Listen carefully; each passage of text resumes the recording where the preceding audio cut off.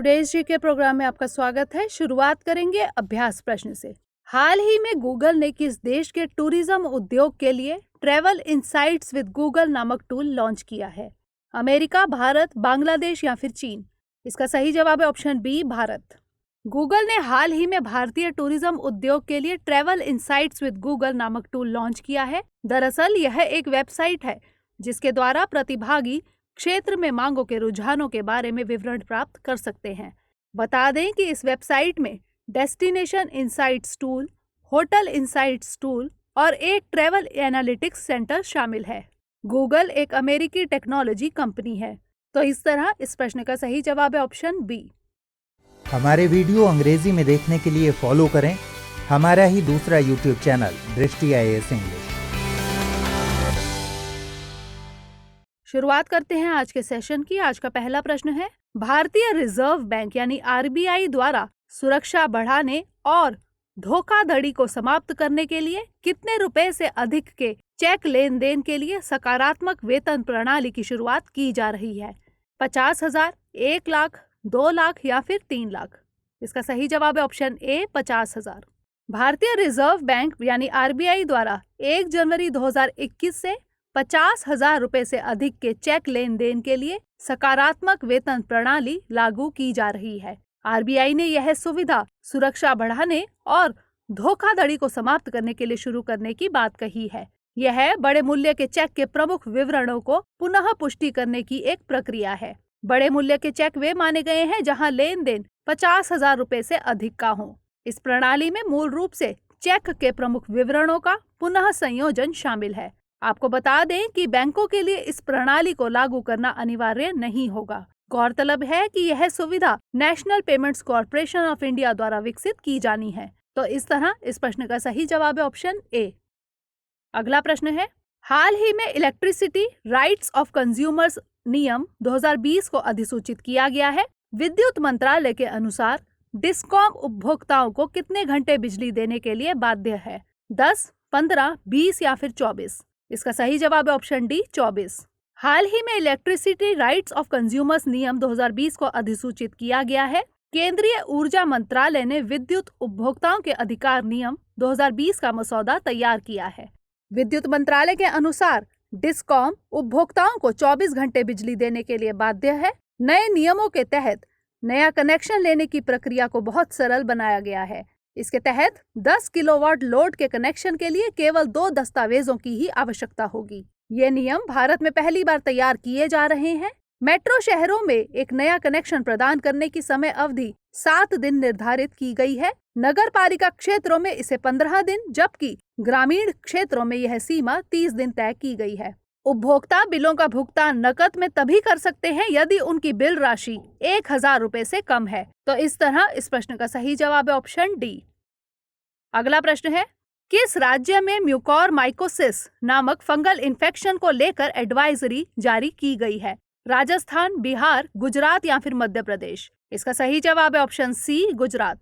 हाल ही में गुजरात सरकार ने म्यूकोरमाइकोसिस नामक फंगल इन्फेक्शन को लेकर एडवाइजरी जारी की है। यह 50% की मृत्यु दर के साथ एक गंभीर संक्रमण है। यह प्रतिरक्षा प्रणाली यानी इम्यून सिस्टम को प्रभावित करता है। कोविड-19 संक्रमित मरीजों में अब म्यूकोरमाइकोसिस रोग आम हो रहा है। म्यूकोरमाइकोसिस एक कवक संक्रमण है जो गले, नाक के एरिया को संक्रमित करता है और जल्द ही आंखों, मस्तिष्क और फिर पूरे शरीर में फैल जाता है। यह बीमारी जीवन के लिए खतरा बन सकती है क्योंकि यह मस्तिष्क को संक्रमित करने लगती है। तो इस तरह इस प्रश्न का सही जवाब है ऑप्शन सी। अगला प्रश्न है, हाल ही में नौका और रोरो यानी रोल ऑन रोल ऑफ सेवाओं के लिए नए मार्गों की पहचान की गई है। निम्नलिखित में से कौन उसमें शामिल हैं?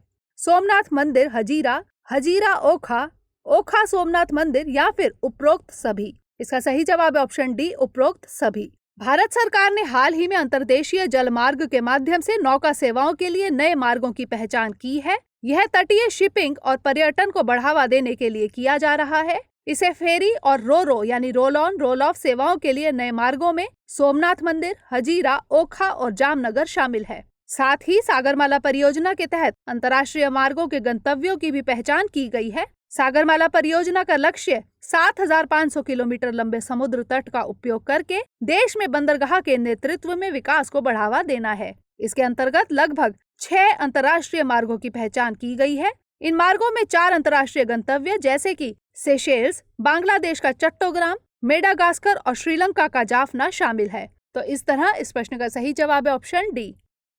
अगला प्रश्न है, हाल ही में किसके द्वारा प्रकाशित रिपोर्ट के अनुसार 2019 में वायु प्रदूषण के कारण 1.7 मिलियन भारतीयों की मौत हुई है? NITI Aayog, world bank, Lancet या फिर वर्ल्ड हेल्थ ऑर्गेनाइजेशन? इसका सही जवाब है ऑप्शन सी, लैंसेट। पत्रिका लैंसेट प्लैनेटरी हेल्थ की एक रिपोर्ट के अनुसार 2019 में वायु प्रदूषण के कारण 1.7 मिलियन भारतीयों की मृत्यु हुई है। यह देश में होने वाली कुल मौतों का लगभग 18% थी। यदि पिछले 2 दशकों यानी 1990 से 2019 की रिपोर्ट से मिलान करें तो घरों में वायु प्रदूषण के कारण मृत्यु दर में 64% की कमी आई है। बुरी खबर यह है कि बाहरी वायु प्रदूषण या परिवेशीय वायु प्रदूषण न केवल बढ़ रहा है बल्कि अब और अधिक मौतों का कारण बनता जा रहा है।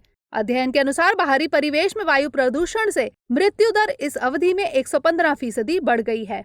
वायु प्रदूषण से होने वाली मौतों और रुग्णता के कारण भारत ने सकल घरेलू उत्पाद यानी जीडीपी का 1.4% खो दिया है। तो इस तरह इस प्रश्न का सही जवाब है option C.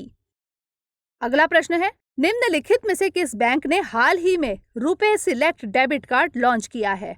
HDFC bank, SBI, ICICI bank या फिर सेंट्रल बैंक ऑफ इंडिया? इसका सही जवाब है option D, central bank of India. Central bank of India ने हाल ही में RuPay select contactless debit card launch किया है। बैंक ने इसे national payments corporation of India के सहयोग से लॉन्च किया है। यह लॉन्च बैंक के 110वें स्थापना दिवस के अवसर पर किया गया। रुपे सिलेक्ट डेबिट कार्ड ग्राहकों की जीवन शैली, फिटनेस, कायाकल्प, पोषण और व्यक्तिगत देखभाल पर केंद्रित होगा। इसके साथ ही बैंक ने इलेक्ट्रॉनिक टोल संग्रह के लिए फास्ट टैग सुविधा भी लॉन्च की है। तो इस तरह इस प्रश्न का सही जवाब है ऑप्शन डी। अगला प्रश्न है, किस मंत्रालय ने कंपनीज ऑडिटर्स रिपोर्ट ऑर्डर 2020 यानी कारो की अधिसूचना जारी की है? खाद्य प्रसंस्करण एवं उद्योग मंत्रालय, कॉर्पोरेट मामलों के मंत्रालय, वाणिज्य एवं उद्योग मंत्रालय या फिर पर्यावरण, वन एवं जलवायु परिवर्तन मंत्रालय? इसका सही जवाब है ऑप्शन बी, कॉर्पोरेट मामलों के मंत्रालय। हाल ही में कॉर्पोरेट मामलों के मंत्रालय ने कंपनीज ऑडिटर्स रिपोर्ट ऑर्डर 2020 कारो की अधिसूचना जारी की है। कारो ने कंपनियों की ऑडिट रिपोर्ट को नियंत्रित करने वाले नियमों में बदलाव किया है। इसमें यह परिवर्तन प्रस्तावित है कि गैर ऑडिट सेवाओं को ऑडिट ग्राहकों को प्रदान नहीं किया जाएगा। इसमें कहा गया है कि लेखा परीक्षकों को ऐसी रिपोर्ट प्रदान करनी चाहिए जो तथ्यात्मक हो। इसके साथ ही इसमें बैंकों पर भार कम करने के लिए कई आवश्यकताओं को भी डिजाइन किया गया है। तो इस तरह इस प्रश्न का सही जवाब है ऑप्शन डी। अगला प्रश्न है, राष्ट्रीय किसान दिवस यानी नेशनल फार्मर्स डे कब मनाया जाता है? 22 दिसंबर, 23 दिसंबर, 24 दिसंबर या फिर 25 दिसंबर? इसका सही जवाब है ऑप्शन बी, 23 दिसंबर। भारत में 23 दिसंबर को राष्ट्रीय किसान दिवस के रूप में मनाया जाता है। गौरतलब है कि यह दिवस भारत के पूर्व प्रधानमंत्री चौधरी चरण सिंह की स्मृति में मनाया जाता है। चौधरी चरण सिंह भारत के 5वें प्रधानमंत्री थे। वे 28 जुलाई 1979 से 14 जनवरी 1980 के बीच देश के प्रधानमंत्री रहे। उनका जन्म 23 दिसंबर 1902 को ब्रिटिश भारत के संयुक्त प्रांत के नूरपुर में हुआ था। तो इस तरह इस प्रश्न का सही जवाब है ऑप्शन बी। अगला प्रश्न है, केंद्र सरकार ने किसके साथ सुरक्षित और हरित राष्ट्रीय राजमार्ग गलियारों के निर्माण के लिए $500 मिलियन के प्रोजेक्ट पर हस्ताक्षर किए हैं? IMF, विश्व बैंक, WTO या फिर न्यू डेवलपमेंट बैंक? इसका सही जवाब है ऑप्शन बी, विश्व बैंक। हाल ही में केंद्र सरकार ने विश्व बैंक के साथ सुरक्षित और हरित राष्ट्रीय राजमार्ग गलियारों के निर्माण के लिए $500 मिलियन के प्रोजेक्ट पर हस्ताक्षर किए हैं। Green national highway corridor project के तहत 783 किलोमीटर के राजमार्गों को विभिन्न भौगोलिक क्षेत्रों में विकसित किया जाएगा। सड़क परिवहन और राजमार्ग मंत्रालय के अनुसार इन राजमार्ग के गलियारों को हिमाचल प्रदेश, राजस्थान, उत्तर प्रदेश और आंध्र प्रदेश राज्यों में विकसित किया जाएगा। परिवहन अवसंरचना का अंतिम उद्देश्य निर्बाध कनेक्टिविटी प्रदान करने के साथ साथ रसद लागत यानी लॉजिस्टिक्स कॉस्ट को कम करना है। तो इस तरह इस प्रश्न का सही जवाब है ऑप्शन बी।